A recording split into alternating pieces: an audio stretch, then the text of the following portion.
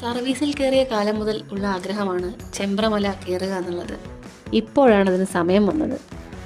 കൽപ്പറ്റയിൽ നിന്നും 12 കിലോമീറ്റർ മാറി മേപ്പാടിക്കടുത്താണ് ചെമ്പ്ര പീക്ക് സ്ഥിതി ചെയ്യുന്നത്. വയനാട് ജില്ലയിലെ ഏറ്റവും ഉയരം കൂടിയ കൊടുമുടിയാണിത്. പശ്ചിമഘട്ട മലനിരകളിൽ ഉയരം കൂടിയ ഈ ഭാഗത്തിന് 2100 മീറ്ററാണ് ഉയരം. തേയിലത്തോട്ടത്തിലൂടെ നടന്ന് പുൽമേടുകളിലൂടെ ചെന്നെത്തുന്നത് ഏറ്റവും പ്രസിദ്ധമായ ഹൃദയ തടാകത്തിലാണ്.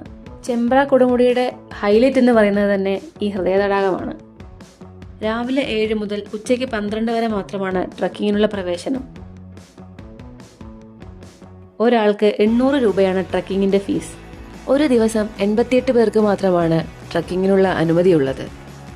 അത് ഓൺലൈനിലും ഓഫ്ലൈനിലുമായിട്ടാണ് നിജപ്പെടുത്തിയിട്ടുള്ളത്. 44 ടിക്കറ്റ് ഓൺലൈനിലും 44 എണ്ണം ഓഫ്ലൈനിലുമാണ് ഉള്ളത്. ഓൺലൈൻ ടിക്കറ്റ് ബുക്ക് ചെയ്തവർക്ക് രാവിലെ 9 മണിക്ക് മുൻപായി റിപ്പോർട്ട് ചെയ്യേണ്ടതുണ്ട്. ക്യാൻസൽ ചെയ്യപ്പെടുന്ന ഓൺലൈൻ ടിക്കറ്റുകൾ ഓഫ്ലൈനായി നൽകാറുണ്ട്. ഈ കാണുന്നത് മഞ്ഞിച്ച പുല്ലുകളാണെങ്കിലും അതുപോലെ തന്നെയാണ് വേനലും. ട്രക്കിങ്ങിന് പറ്റിയ സമയമേ അല്ല. വരൾച്ച ശരീരത്തെ വല്ലാതെ തളർത്തിക്കളയും. മഴക്കാലത്ത് പച്ച നിറഞ്ഞ മലനിരയായിട്ട് കാണുമെങ്കിലും ട്രക്കിങ്ങിന് ഏറ്റവും മോശം കാലാവസ്ഥ മഴക്കാലമാണ്. തെന്നി വീഴാനും അട്ടയുടെ കടിയേൽക്കാനുള്ള സാധ്യത കൂടുതലായതിനാലാണ് മഴക്കാലം അഭികാമ്യമല്ലാത്തത്.